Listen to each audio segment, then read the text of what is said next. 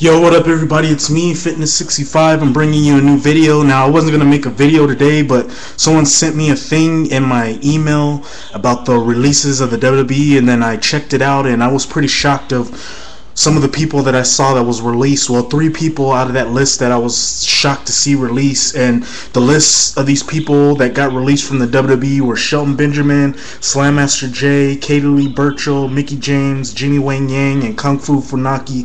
Now, out of those 6 people, I think the shocking 3 out of those 6 are Shelton Benjamin, Katie Lee Burchil, and Mickie James.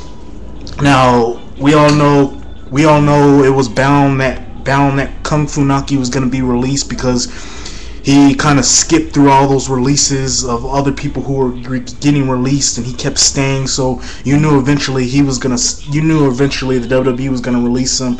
And the way they were not using Jimmy Wang Yang, and you will hardly see him on Superstars and any other show like that, you knew it was time that he was going to be released. And same thing could be said about Slam Master Jay, as he just really couldn't get over with the crowd, and people just really didn't care about him. So you pretty much saw him getting released, and he wasn't being used as much on SmackDown. So you can already see that he was going to get released.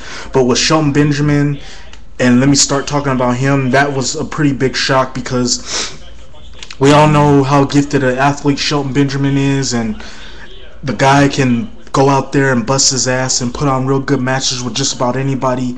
And for him to be on this list with all those 6 is just pretty shocking, because I just think that the WWE dropped the ball on him, as they could have used him better to his full potential.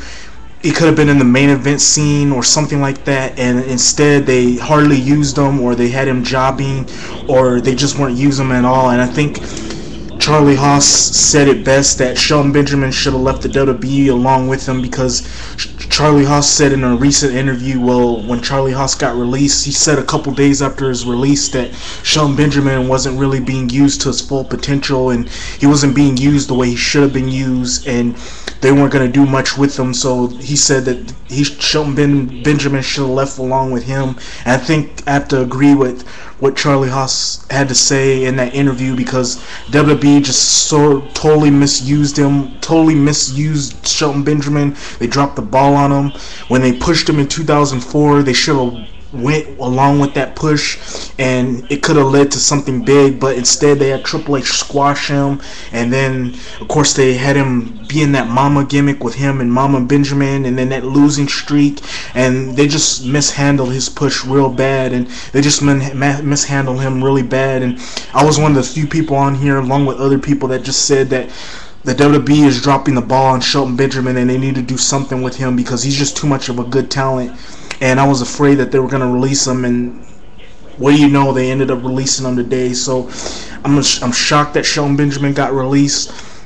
He's too good of a talent to be released by the WWE, but I guess the WWE didn't see a lot in him, and of course his mic skills. But if you would have put a manager with him, he could have improved on his mic skills, sort of like AJ Styles. What they're doing with AJ Styles in TNA, they're putting Ric Flair with AJ Styles to sort of improve AJ Styles' mic work, so he can be the total package. He can be a good on the mic and be a good wrestler. And that's what the WWE could have did with Shelton Benjamin, but instead they just didn't do that.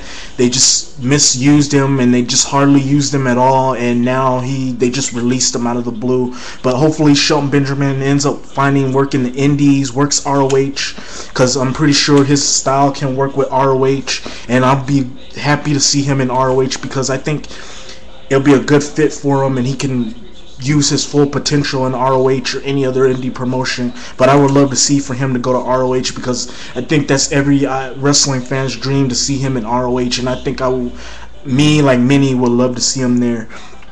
We then go to Katie Lee Burchil, the second one that was one of the most shocking people on here. I know most people are going to say Katie Lee Burchil was bound to get released, and we don't really care about her. It's just those 2. But to me, Katie Lee Burchil was a pretty good, decent women's worker.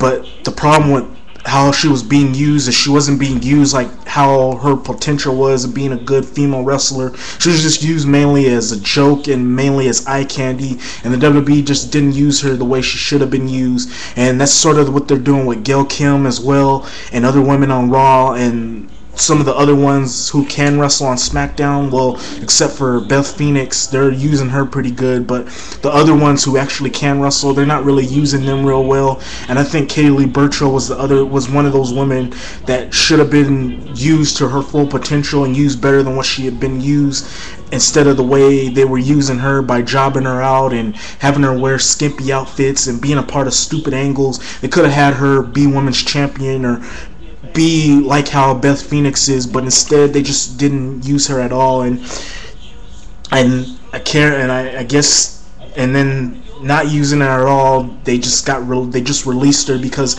I guess they felt they had nothing to do with her, which is total BS. They could have had a lot of things to do with Katie Lee Burchil. They just didn't want to put no effort or no time into her character, sort of like what they did with Paul Burchil. They didn't put much time and effort into him, just sort of forgot about him, and then they released him, and that's what they did with Katie Lee Burchil.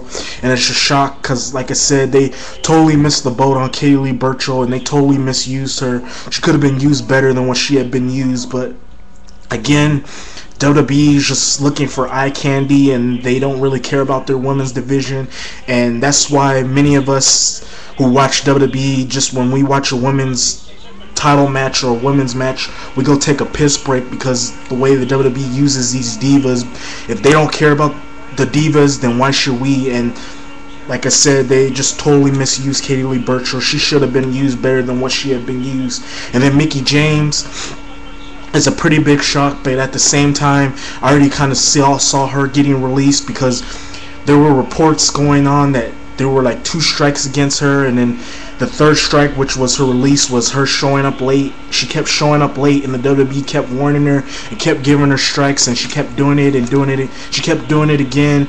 And then the European trip that they took, she no-showed that event, or she showed up late, and the WWE just got fed up with it, and they just decided to release her. So I'm not really shocked about that.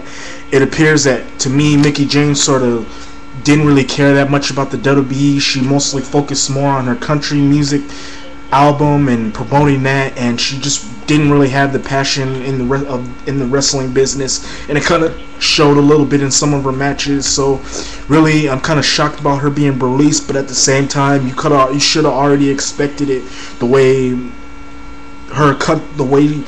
her schedule, the way she was doing her schedule, and her showing up late to events and stuff like that. So I'm not really that shocked, but I'm kind of shocked, but I'm not really that shocked with what was going on with Mickie James. So yeah, I'm pretty shocked with all these guys, these wrestlers getting released. Well, 3 of them, but it just goes to show that the WWE just doesn't have faith in some wrestlers, and when they don't have faith in you, then they're gonna end up releasing you. And that's why I feel bad for guys like Kofi Kingston and other guys like that who are not really being used, and I'm fearing that the same could be said about guys like that. And yet guys who are not really that good of workers and who don't get over with the crowd, like Vladimir Kozlov and Luke Gallows and other guys like that, they're still employed with the company, while guys like Shelton Benjamin and Katie Lee Burchil got released. I just don't understand that, but I guess that's the way the WWE works, and they like certain wrestlers, but they don't like other wrestlers, and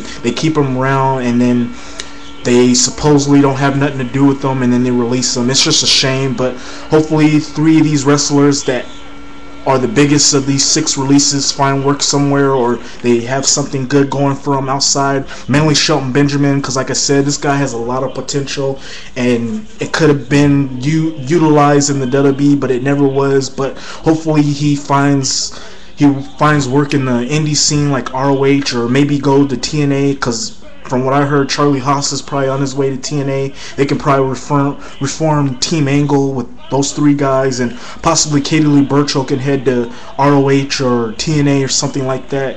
And Mickie James probably could head to TNA, but the way she's mostly focusing on her country album, she'll mostly probably be focusing on her music career. So yeah, hopefully these 3 find something good outside of the wrestling business. And like I said, it's a shame to see these 6 released, but well, these 3 important ones released out of this list. But I guess, like I said, that's the way the WWE works. Anyhow, rate, comment, or give thumbs up. Tell me what you think. Leave a comment, and until then, Fitness 65 out. Peace.